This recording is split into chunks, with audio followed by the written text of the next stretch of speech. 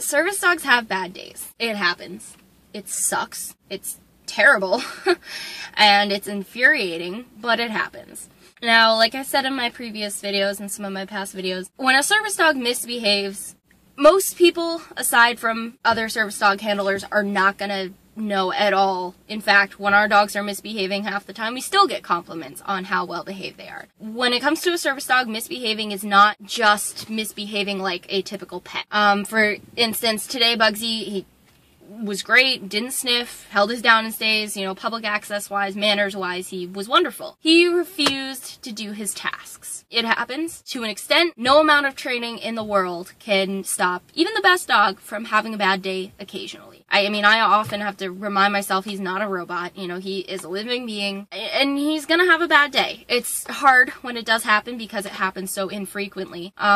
And this is the first time it's ever happened to the extent of me actually having to leave. So that was really frustrating.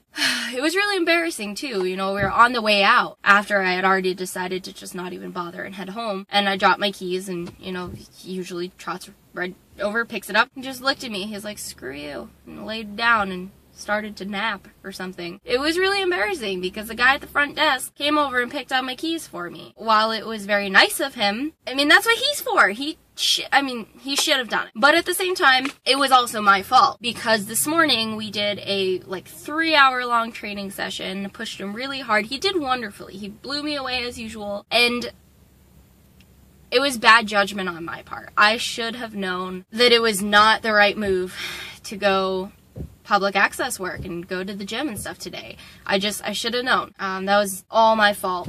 They mean well. They're still good dogs, but they're dogs. It's gonna happen. But don't feel bad. You're not alone. Your dogs aren't alone. Keep doing what you do and know that your dog is a wonderful dog. No matter how much you want to kill him sometimes, he's a wonderful dog and he's not a robot. So we're gonna go home because it's clearly the right move. That's the other thing is, you know, when it gets like this, you know, be the responsible owner. Don't work the dog when the dog doesn't want to work. Listen to the dog. If the dog tells you before you leave that he does not want to work that day, give him the day off because they do so much for us. You don't want to overwork them and you don't want to risk burning them out. No. You don't get fries. You've been a bad puppy. I don't love you. You don't get fries unless I love you. Try again tomorrow. Anyway, we're gonna go home now, and I'm gonna tell him how horrible he is and how much I hate him. And then he's gonna be all cute. And then I'm gonna get over it and give him lots of love and extra treats, even though he doesn't deserve it, and he's a horrible, horrible dog. And disgrace to Aussie Shepherds everywhere. No, but for real, he's actually been a very bad puppy. Thank you for watching. Please don't be too hard on yourself or your dog when this happens, because it will happen sooner or later if it hasn't yet. And it's okay. It is totally acceptable as long as it's not happening, you know, all the time.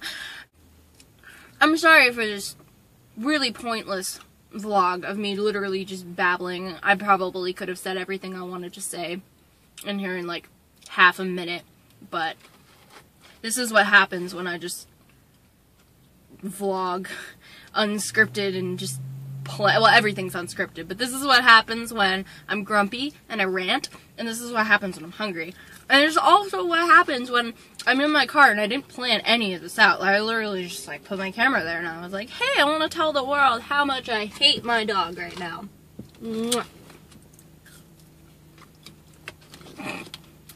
Okay, bye.